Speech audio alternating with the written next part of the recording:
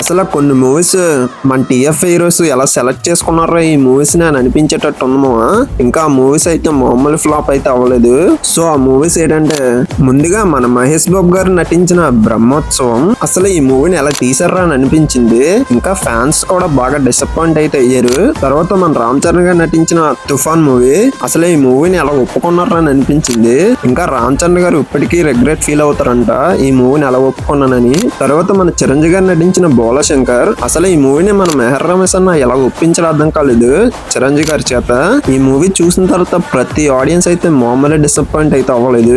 మళ్ళీ మన మెహర్ రమేష్ అన్న నుంచి వచ్చిన మరొక కళాఖండ మూవీ శక్తి. అసలు ఈ మూవీని ఎన్టీఆర్ అన్న ఎలా ఒప్పుకున్నాడు అర్థం కాలేదు.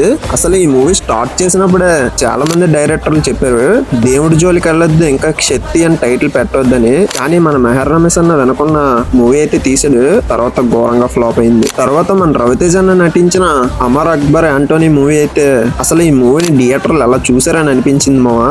ఇంకా రవితేజ అన్న కూడా నచ్చలేదు ఈ మూవీ స్టార్ట్ చేసినప్పుడే. కానీ స్టార్ట్ చేసిన తర్వాత ఎంత చేయాలని ఈ మూవీని అయితే తీసాడు. ఇప్పటికే రవితేజ అన్న అయితే రిగ్రెట్ ఫీల్ అవుతాడు అంటున్నావా ఆ మూవీ తీసినందుకు. తర్వాత మన పవన్ కళ్యాణ్ గారు తీసిన అజ్ఞాతవాస్ మూవీ. అసలు ఈ మూవీ రిలీజ్ అవ్వకముందు మామూలు హైప్ అయితే ఇవ్వలేదు. ఇంకా త్రివిక్రమ్ శ్రీనివాస్ గారు అయితే ఆడియో లాంచ్ లని పవన్ కళ్యాణ్ గారి నట విశ్వరూపం చూస్తారు ఈ మూవీ చూసినప్పుడు అందరూ. తీరా థియేటర్కి వెళ్ళి మూవీ చూసిన తర్వాత నట విశ్వరూపం ఎక్కువైపోయి మూవీ అయితే ఫ్లాప్ అయిపోయింది మావా.